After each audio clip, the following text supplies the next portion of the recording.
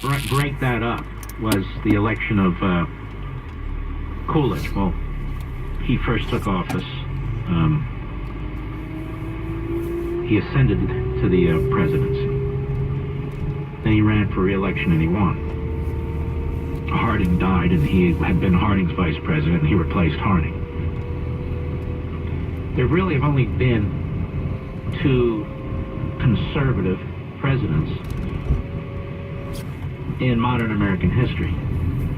There have been Republican presidents, but really only two, and that would be Coolidge and Reagan. The Bushes weren't conservatives, and I mean people who are pressing the principles. I don't mean people who are perfect, but I mean people who are solid and are pressing the agenda. So it certainly wasn't the Nixon, Eisenhower, you can go back, but Coolidge and Reagan, and they were two tremendously successful presidents.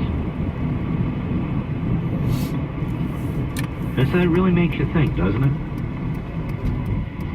I think we need to realize, I think we need to accept the fact that while Republicans talk conservative, they run the government progressive. I think they're more Theodore Roosevelt in many respects than they are Coolidge or Reagan. And I would add, I think the so-called conservative media, or the pseudo-conservative media, and their editorial writers are more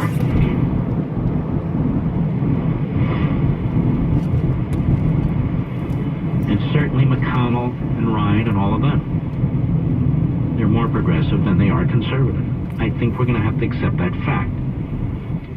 We have this effort to claim or create a new movement of populist nationalists.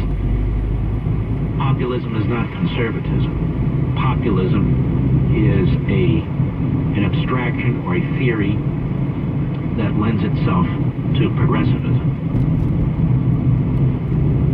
You cannot be a populist or a small d Democrat and believe in small r republicanism, constitutionalism, unalienable rights for the individual, because those rights have nothing to do with democracy, little d democracy. They have nothing to do with majority rule.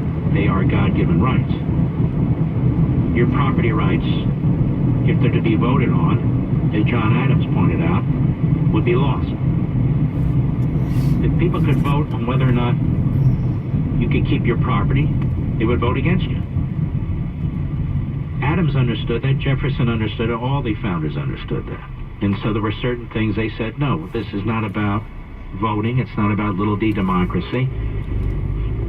The government needs to be set up in a way as to protect the individual and the civil society in which the individual functions, not the other way around. There's really no strong party identification with what I just mentioned, that belief system.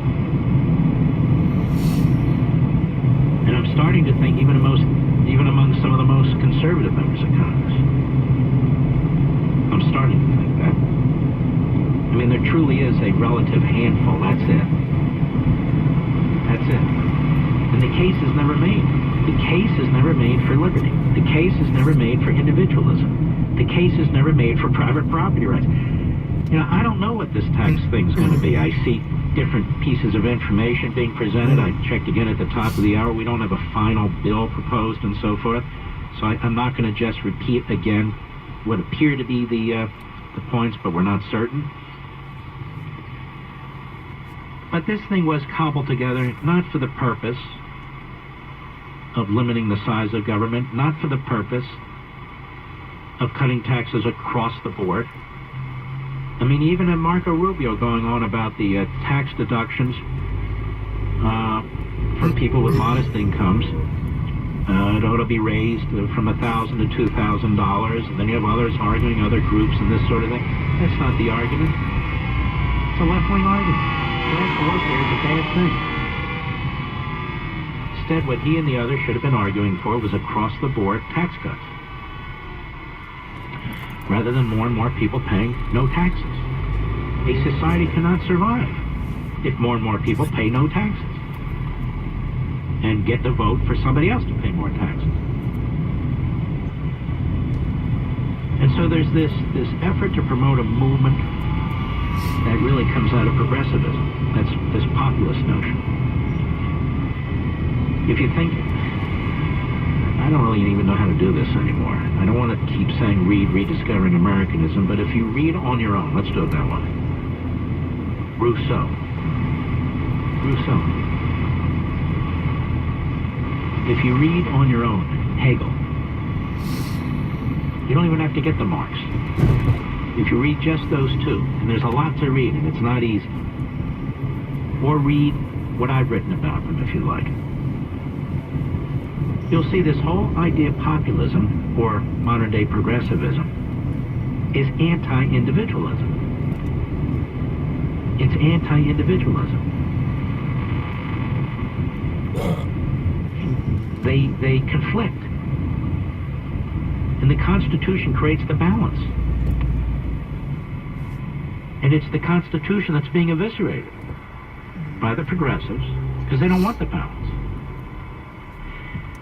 And this kind of populist agrarian movement, which really isn't a movement.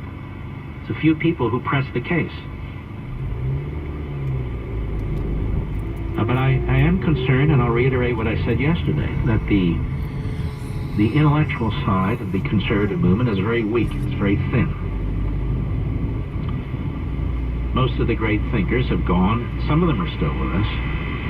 Tom Sowell, and I won't go down the list. There's a lot. Walter Williams, not a lot, but several. And I don't want to mess up. George Reisman.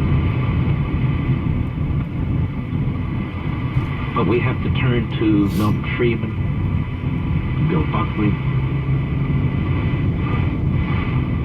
Mises, and so many others. So many others. These are the modern voices, but most of them have passed away. There just are not a lot of modern voices anymore for liberty, for private property, or the Constitution. And you're not going to find them in Congress, the vast majority of them. We get hung up on who the winners and the losers are. Well, we're all the losers. And everything is viewed now through the lens of the media. And if you didn't know before, you certainly know now that for the most part, the media are completely out of control on the left. They're leftists. And they're dishonest. There's a very good piece in the Weekly Standard by Mark Hemingway. I believe he's the husband of Molly Hemingway, who I'm a big fan of over there at the Federalist website. And I'm not going to read the story to you, but he has a very good list of recent media screw-ups. And they all go one way. They're all anti-Trump. They're all anti-Republican.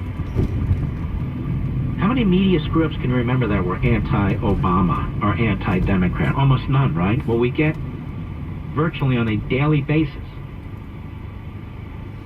this fraudulent so-called news reporting, and sometimes the media will correct themselves and sometimes they won't, and most of the time they create a murky response when they're caught. A murky response. And it's almost now not the exception but the rule. Not the exception but the rule. We'll be right back. Mark Levin.